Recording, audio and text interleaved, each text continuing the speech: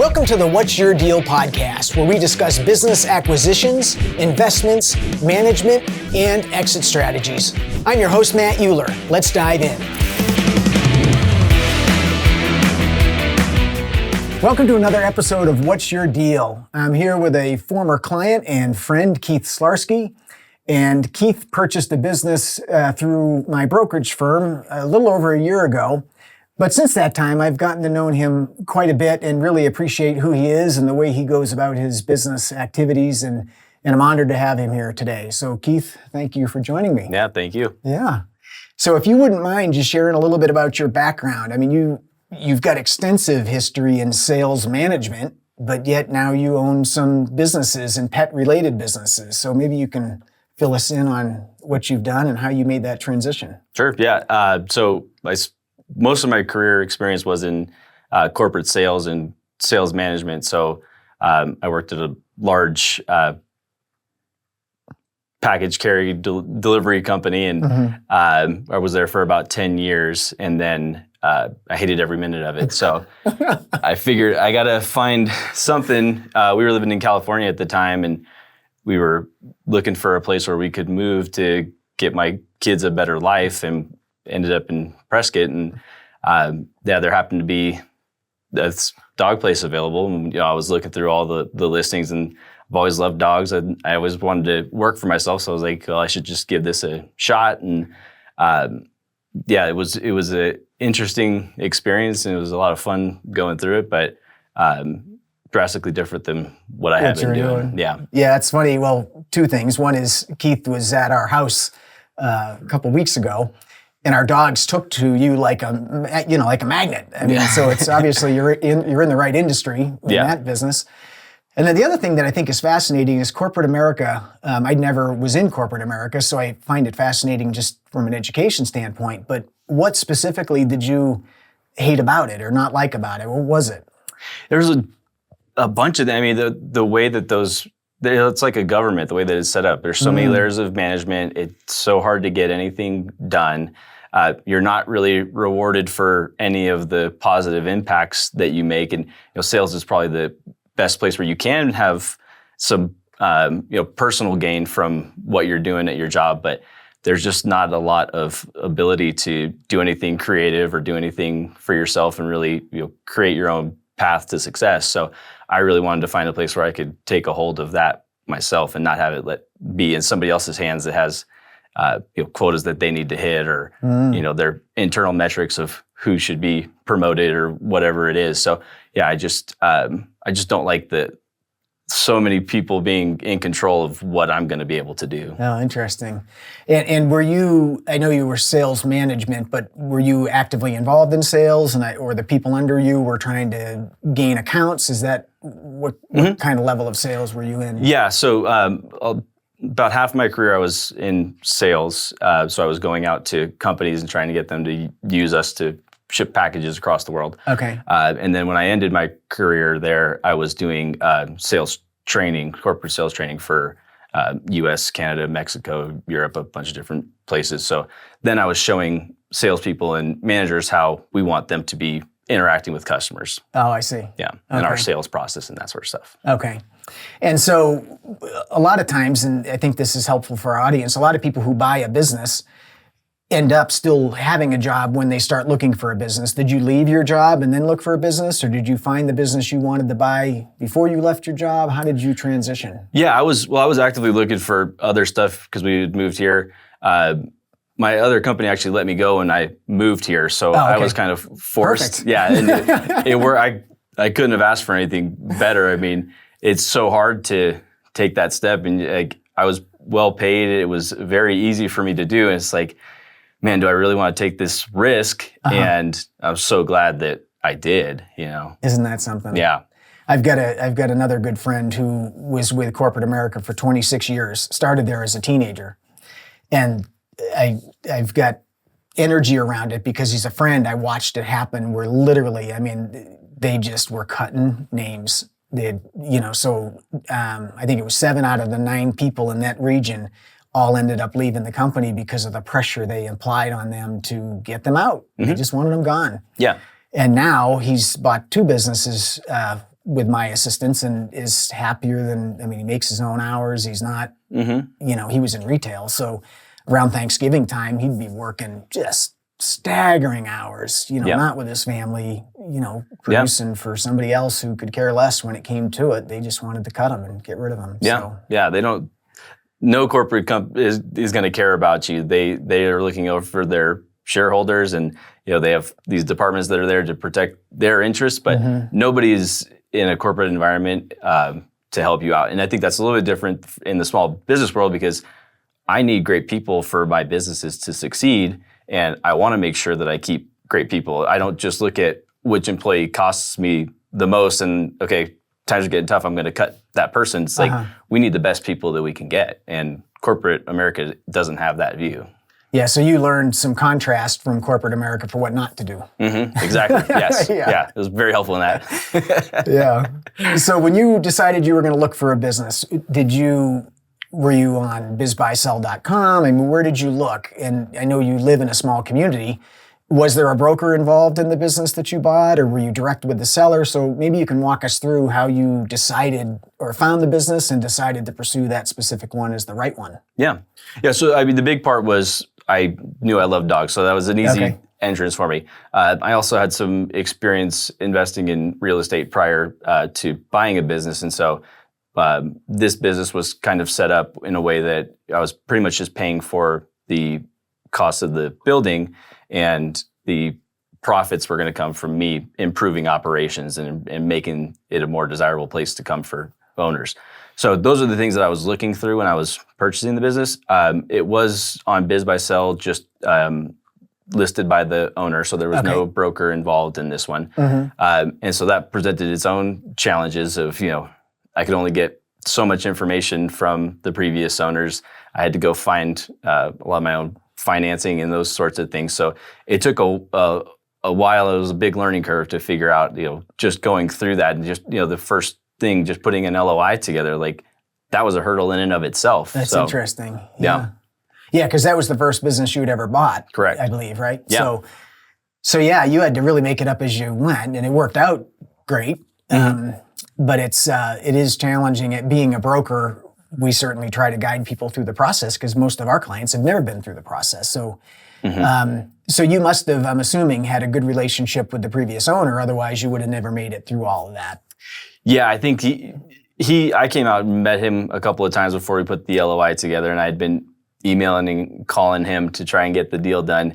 But yeah, there was a lot of points where it was like having a broker on would have helped a lot, because he's like, well, what's going on with the financing? And I'm like, I have no idea. I just submit all this stuff. I'm not the one like holding this process up. But there were a lot of points where it could have broken down. Luckily, it didn't. But there's a lot of things that can happen when you don't have somebody, a third party involved that's level-headed, that's been through it and understands. Like, it makes a big difference.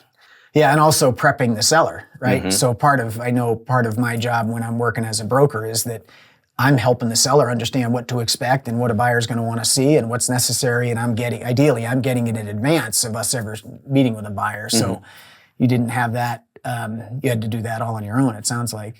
Yeah, and just sorting through the P&L and like what is legit, what's not legit. I know he's saying that, well, this is just me going to Costco, or this is me pulling cash out, but I don't know, and I had to learn and go through all that on my own and say, okay, do I feel confident that this is what that is? Okay, I'll move forward. If not, like, I need to ask some more questions, but no. That's a great point. So it's interesting what you shared is that you pretty much were able to buy it for the value of the real estate, and the business just came along with it. Correct. And so oftentimes the way I evaluate a business with real estate is the real estate it has a value that's much easier to determine than a business sometimes. But if the real estate is a higher and better use than what the business can afford to pay for it, right, then it's really hard to get financing, right? So if the real estate's worth $3 million and the business only generates $100,000 a year, well, the business can't afford to pay for the real estate. Right. So in your deal, you had to work your way through the financials and demonstrate to the lender that there was enough money there to buy the real estate, which would be pay the purchase price and support you as the new owner.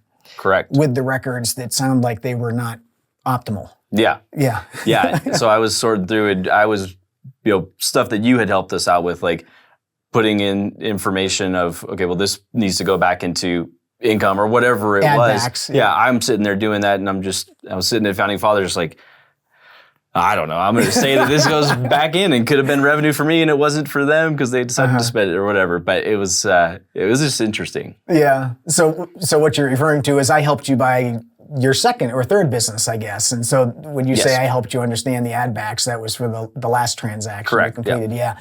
And so add backs for the audience are just the expenses that are in a P&L that either are one-time, non-reoccurring, or will go away when the previous owner goes away.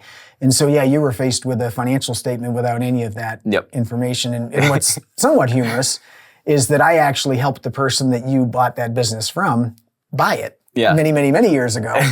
And so he knew what should happen. Yeah. But apparently he didn't carry that forward for you. Yeah. Well, there's a lot of stuff that comes out, so I understand. But Is the from a financing perspective, what was that like?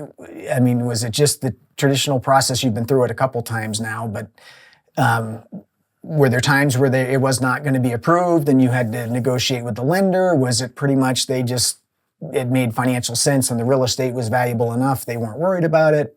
Yeah, I think that was most of it. Like when I was going through the process, I still had my income from my W-2 job. And so I probably shouldn't say this on camera, but I sold it to them like, well, I'm just gonna keep my job and this thing runs and I'm gonna keep it running and I'll just make it better. So that was kind of what I sold them on. But yeah, I think most of it was just that the value of the real estate, right about $900,000, justified the purchase price, was fine, and was gonna be able to make it all make sense. So there wasn't a ton of pushback on that. It was just a slow and arduous process of getting it actually done. But again, I would know, it shouldn't take this long. I should be calling and making a big fuss about it, but I didn't know at the time. So. Yeah.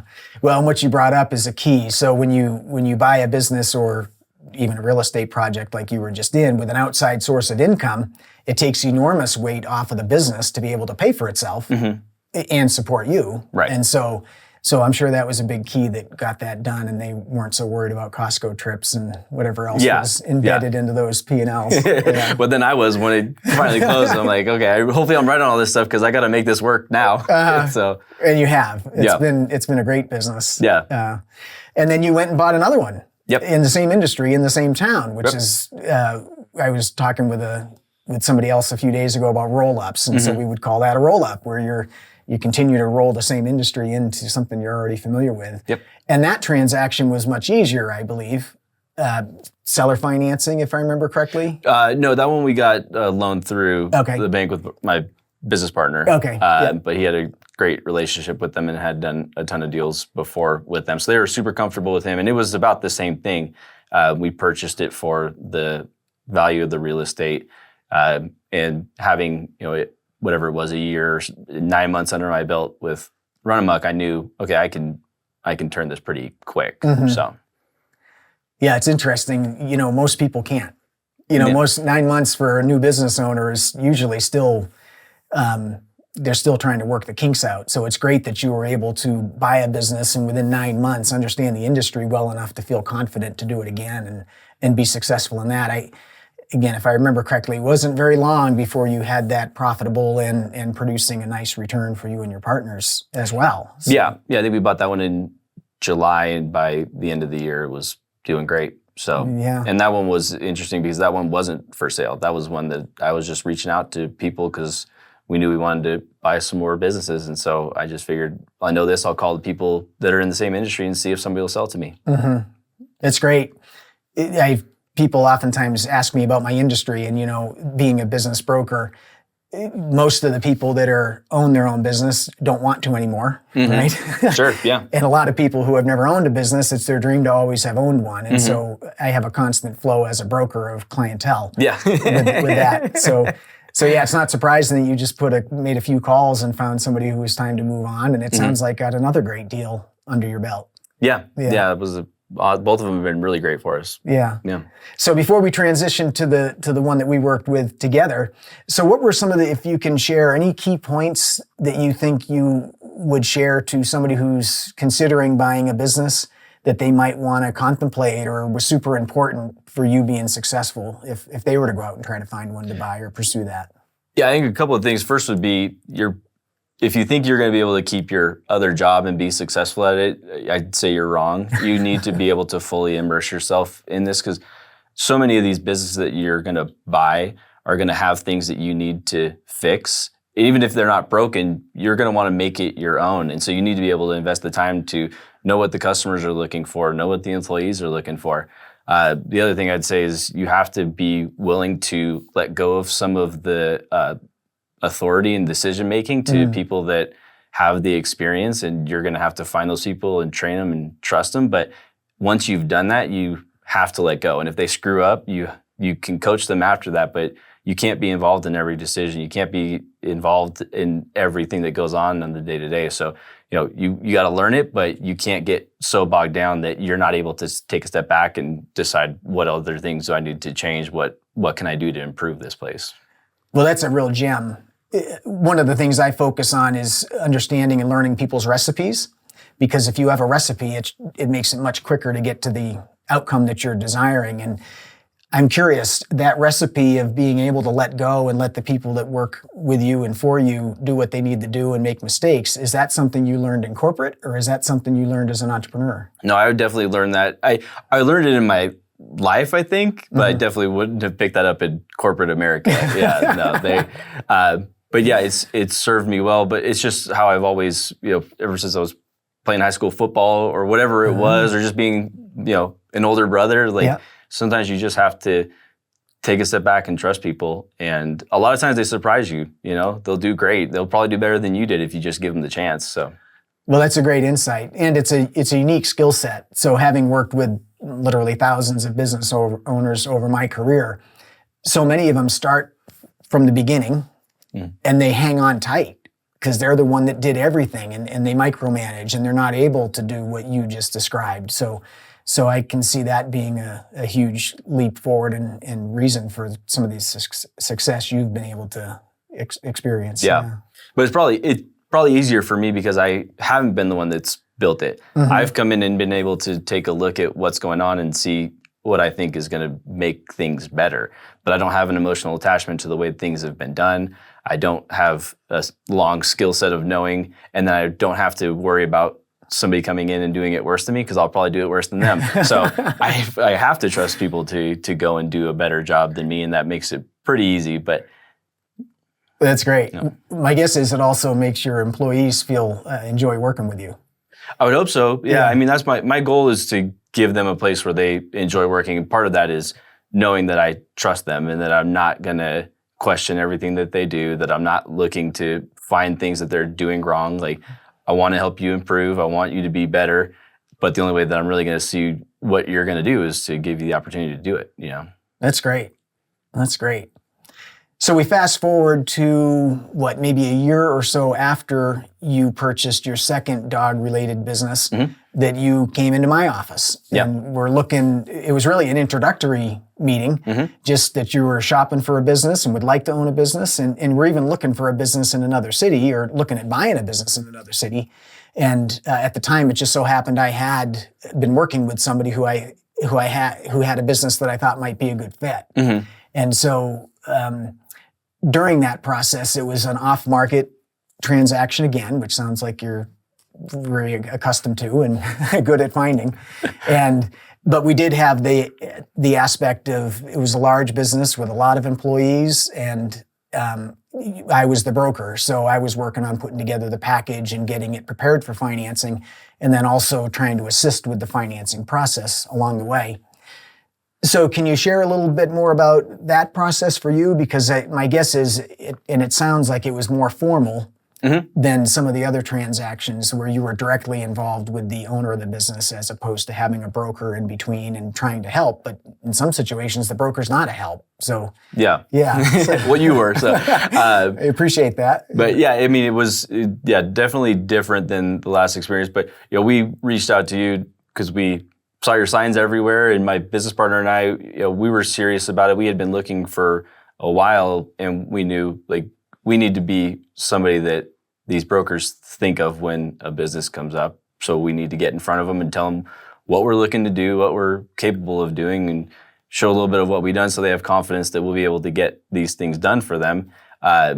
And yeah, we didn't have any idea that it would lead so quickly to something, because it was almost instant after we met with you that we were moving forward with the purchase of Titan. But yeah, we just knew we had to start getting in front of people if we wanted to be able to find more stuff to buy. Well, and it worked. So again, back to recipes, we needed to find a broker and put it out there and let them know that we're capable of and what we're interested in and all of those things. That's a great recipe for anybody who's looking, who's listening, and in our audience that wants to buy a business. Mm-hmm. It's hard to get brokers' attention. Yeah. And what you did, and again, you would have had my attention anyway, but what you did would have or should have gotten any broker's attention is this is somebody who's serious about this. This isn't a tire kicker. This isn't somebody that's going to waste my time. Mm-hmm. You guys were very well prepared to make your next acquisition and had already been successful in as a group, several prior to that. Yeah. So yeah, you definitely came in with credibility right off the bat. Yeah. Yeah. And for the audience, I would say the way that you get that is you kind of got to try it on your own first. You're going to mess up, you got to put yourself out there though. And then once you are really ready and you feel like you got good questions that you're going to ask a broker, you know kind of what business you're looking for, you know where your budget is, that's when you can go to somebody and be taken really seriously, because you have the parameters. You're not just saying, hey, Matt, I want to buy something. Uh-huh. And you're like, yeah, I know a lot of people want to buy something. It's like you help to guide people in not only what they perceive you as, but what comes to you and the opportunities that they're going to bring. Because if you present yourself as somebody that's not capable of really getting it done, the broker's not going to put their reputation on the line for somebody that they're uncomfortable with. So it's a great point. And it actually, if memory serves me correctly, it actually took me longer to provide you with the information you needed. I believe you guys were following up on a regular basis, just wondering how we're doing. Are we getting any closer?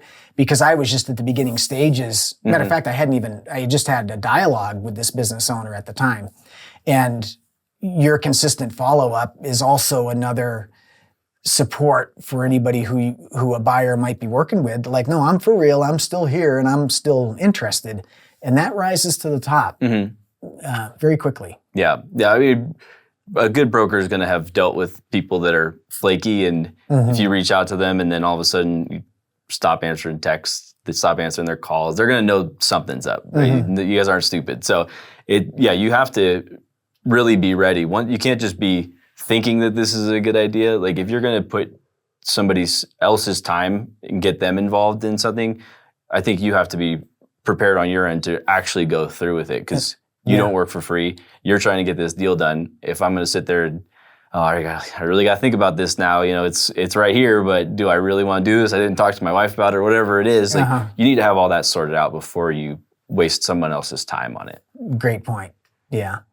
And my memory, the business that I found for you that you ultimately ended up buying pretty much checked all the boxes of what you were looking for. Mm-hmm. And you were actually looking at the similar industry, a business in the similar industry way out of town. And And I think it's having seen lots of people buy businesses that they're not in a close proximity to, the risk level goes through the roof. Mm-hmm. I mean, being able to manage a business that's a couple hours away effectively as opposed to one that's in the same community is just night and day. So I'm assuming you're glad you ended up with the one you did instead of the one a couple hours away. Oh yeah. I was actually just thinking about that the other day, because it was like, I can't imagine if it was down in Scottsdale. I'm like, I don't want to be driving 2 hours to Scottsdale every day. And then you lose a lot of the ability to be nimble on those things. Like if I was in that industry, I need to be there so that I can see, that are my guys performing the way that we want them to perform? Are we following up with customers the way that we should be? Like is the product what we're promising? A lot of that stuff, technology is great, but it doesn't connect you with people in the same way. It doesn't connect you to the business and the product that you're providing the same way. So you have to be there, like I said, to learn it. At least for the good chunk of the beginning, you need to be in there and understand it. So. Yeah, there seems to be a popular theme right now. When I'm working as a broker, I'm getting lots of calls from people in other states that are wanting to buy an HVAC company here, and they're not planning on relocating, or a manufacturing company. I've got a transaction right now with a manufacturing company that a gentleman from New Jersey wanted to buy. And it wasn't the gentleman from New Jersey that said, I shouldn't buy it, I'm too far away. It was the sellers that said, listen, we're not going to sell it to them. The person needs to be here. Right. And the idea of absentee ownership or semi-absentee ownership that's a whole lot tougher than it looks in my experience. And I am partners in quite a few businesses. And so I firmly believe it takes a very special business and a very special individual to be able to run it effectively from a long distance away. Yeah. So, yeah. I mean, I guess if you have a private jet and you could fly into your location every day, that maybe, would help. But still, it's just Yeah. You don't need another. Business ownership is hard enough. You don't need another barrier of you actually wanting to be there. So the commute, the time that you're away from your family, the additional time, like you're already going to be gone for a long time. You don't need to have 2 hours of that be just you driving in a car by yourself. It's going to sour you on the business, and it's not the business's fault. And it's just that you made a wrong choice, and you could have bought something quick or a little later, but waited and found the right spot. But it is going to be a barrier, and I know people probably don't think that, but given enough time, you're going to get tired of that commute. You're gonna wish you had done something different. No question. So you found the business you wanted, you decided to pursue it, and what did you learn through that process? And again, I'm not asking you to give any specific details, but what did you learn that worked out great? What did you learn that you would do different? Any recommendations for the audience about if they're in a situation like you that is part of that recipe to be successful on the other side, which I know you have been? Yeah, I think that a big part of it is anybody that's selling a business is I don't think that they're being dishonest necessarily, but they have a vision of their business, and it's up to you to get in there and determine, is the vision that I was sold actually what's going on? Or are there things that I still need to work on here? And there's always going to be something that you need to work on and improve. But yeah, I think the biggest thing was just what a difference a great team of people make in getting these things done. Like the follow-up that you were talking about, that was Luke and Colton, my business partners, because I was at the time when we were going through this, I'm still running 2 dog places. That's right. And so I needed them to be able to get these, documents poured through, because we got how many hundreds of pages of things that we're looking through, and does this all add up, and does this make sense? And I'm not a finance guy, so Colton, our CFO, luckily was, and he could come in and take a look at it, and he made a lot of sense out of stuff that Luke and I would have probably just been like, all right, close enough. I know. But he actually took the time to dig in and understand it. And then, just the importance of understanding the business, understanding, depending on what your industry is, what are the things you're going to need to replace. It's going to be a lot more expensive than you're imagining. I think that was one of the biggest shocks, was I thought I'd be able to cut expenses, or I thought it wouldn't be as expensive, but it's just expensive to run businesses, and you need to be ready to cut the checks for the things that are going to make a difference, whether that's technology or that's improving, in our case, improving the fleet, improving the mowers and tractors and all that sort of stuff. None of it's cheap, and it's never easy to do, but you get in there and you realize, oh man, I got to do some of these things, because we're really struggling because of the state of some of this equipment or whatever it is. I think it's important to make sure that you really get the right team around you, and then ask questions. The sellers are going to provide you a certain amount of information, but a lot of it is on you as the buyer to ask questions to uncover stuff. They're not going to share more than they need to. They're going to give you the information that they have to. But if you really want to understand, the people dynamics are so important. Understanding who does what for the business. How much is the owner involved in this? Because when the owner's involved and they're removed, now a lot of those business relationships were the owner it's not the team. The team is doing the work, but a lot of business owners keep the relationships with their customers going, and you remove that. Now, is that customer as solid as it looks on paper when the biggest factor in them sticking around is no longer there? You got to really understand that. Yeah, that's a great point. And you bring up quite a few great points. So I've got some guiding principles in my mind about business, and one of them is that having enough operating capital is key. Yeah. And there's a statistic, I believe it's correct, that the number one reason that businesses that are financed with an SBA loan fail are because of lack of operating capital, sufficient operating capital. And so clearly you had sufficient operating capital, but that surprise that you're talking about where there was things that needed to be replaced, if you hadn't had sufficient operating capital, that could have been a real problem. Oh, yeah. Sounds like.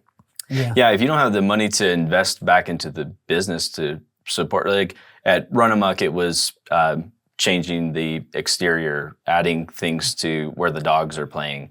At Titan, it was equipment, and we need better stuff that runs so our guys aren't coming back to the shop 2 times a day. They're out in the field doing the job that they're supposed to do. But yeah, I mean, between having the operating capital, and then it's so important to keep an eye on the cash flow and make sure that, you can provide a great service, but if you're not collecting on those services that you're providing quick enough, you're still going to run out of money. And it's all great that somebody owes you something, but if you're having to spend a month collecting it when you should be out doing something to grow your business, you really have to get your arms around that aspect of it too. So you've had 3 businesses financed now? With the Small Business Administration, or? Yeah, three of the 4. Okay. So having been, most people think of the small SBA loans, Small Business Administration, government-backed loans, as just being either A, impossible, or B, the worst thing you'll ever do to yourself in your life. And that might be true anyway, but they are very obtainable. As I have shared in the past, about 70% of the transactions we complete as a brokerage firm, we help obtain the financing for. So it's very readily available. So you went through it twice without some guidance and once with some guidance from our firm.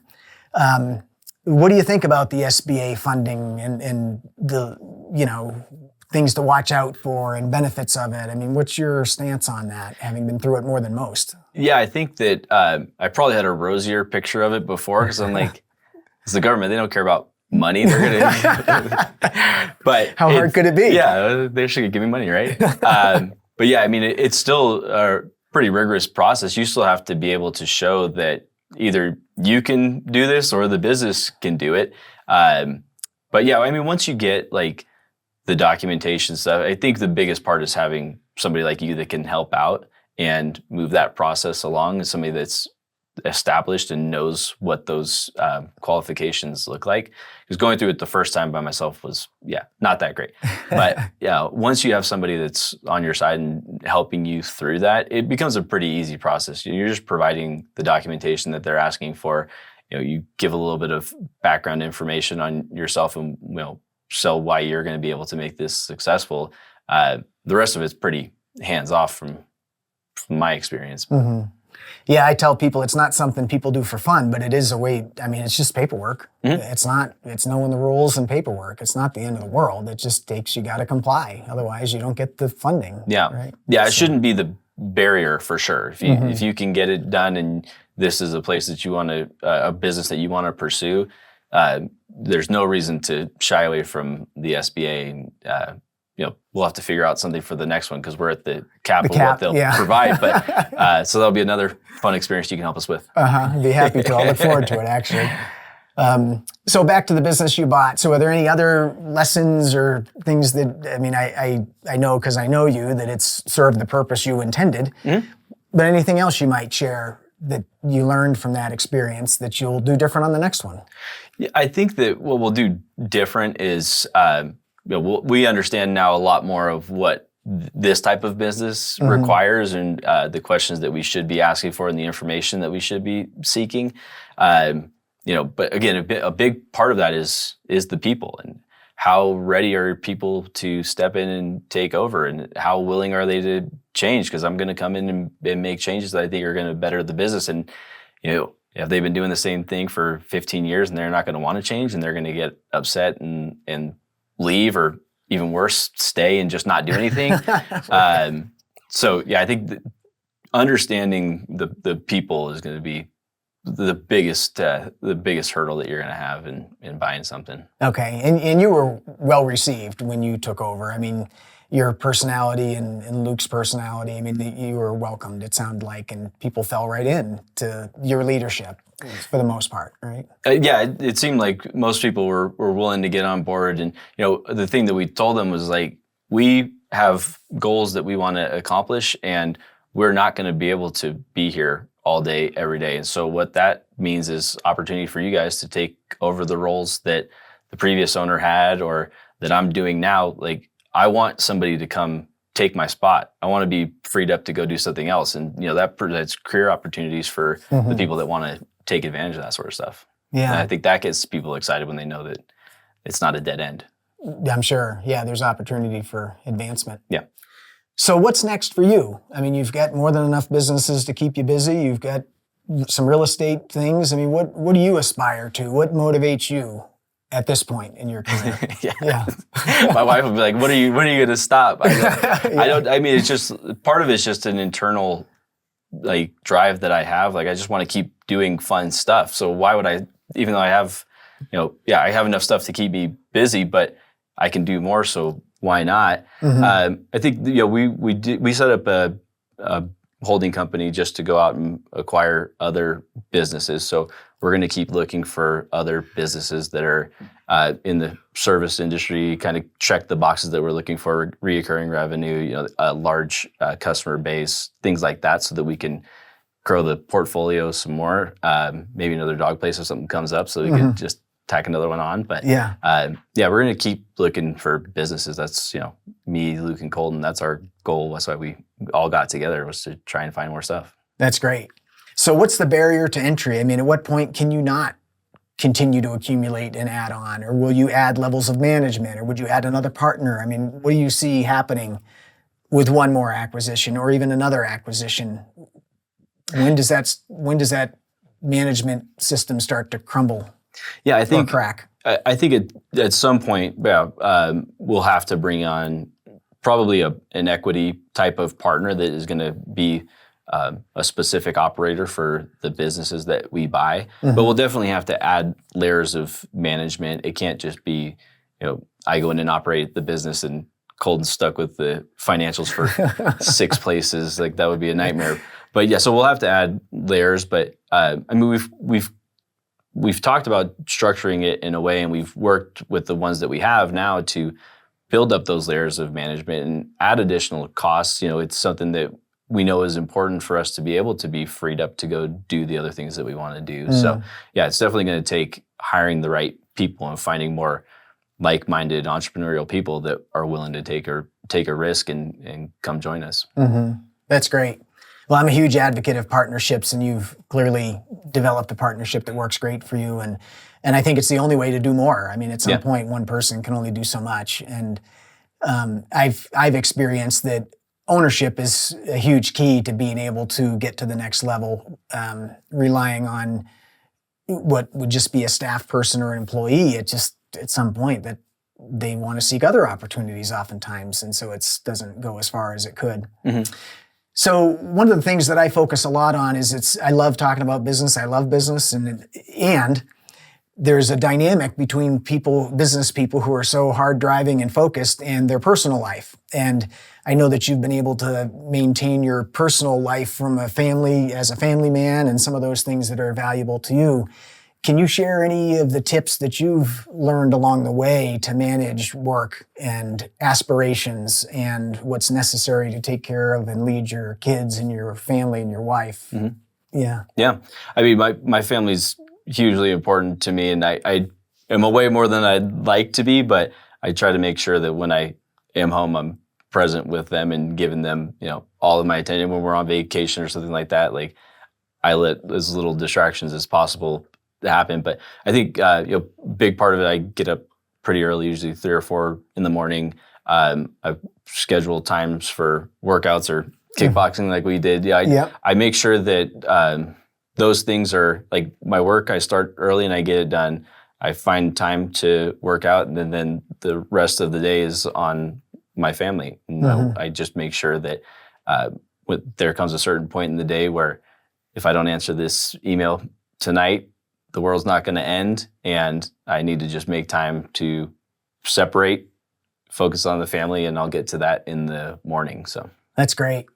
Yeah. So what I hear from you is self, first thing in the morning, and health, and family, and work, and wealth. And I mean, you're checking all the boxes, but it also sounds like you're managing them. I mean, you're paying attention to them. And one thing I know I've struggled with personally is, especially with as many things as I have pulling me from a business perspective, is that it's hard to be focused, I think was the word you used, when you're home and when I've been home. And so I really continually try to just leave my phone in another room or whatever, because otherwise it's really tough and I think most business people, to not get pulled into either the next opportunity or the next fire that's on, burning down something. Yeah. So there's always going to be something that you could divert your attention to. There's never a shortage of work to be done, but you just got to be deliberate in what you're going to do that day. And I think I tell a lot of our employees that same thing of like, unless it's a huge emergency, you have a plan for your day and you don't let things pull you off of your plan for the day. You got to get done what you had set out to do that day. And the other stuff, you make time for it and you figure it out, or you put it a little bit on the back burner. You got to prioritize the things, but you got to be really deliberate in where you're putting your energy. Yeah, that's excellent.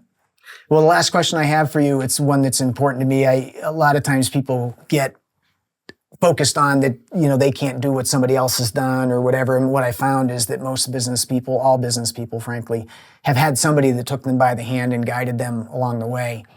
So can you share a quick story about somebody who helped you get to where you are and what that relationship was like and how that helped you be the person you are as a successful family man? Sure. Yeah. I mean, definitely a couple, I know you asked for one, but my dad was a huge impact on me with instilling a great work ethic and, just showing me how to be a great leader and father. And so he gave me a lot of confidence when I was younger.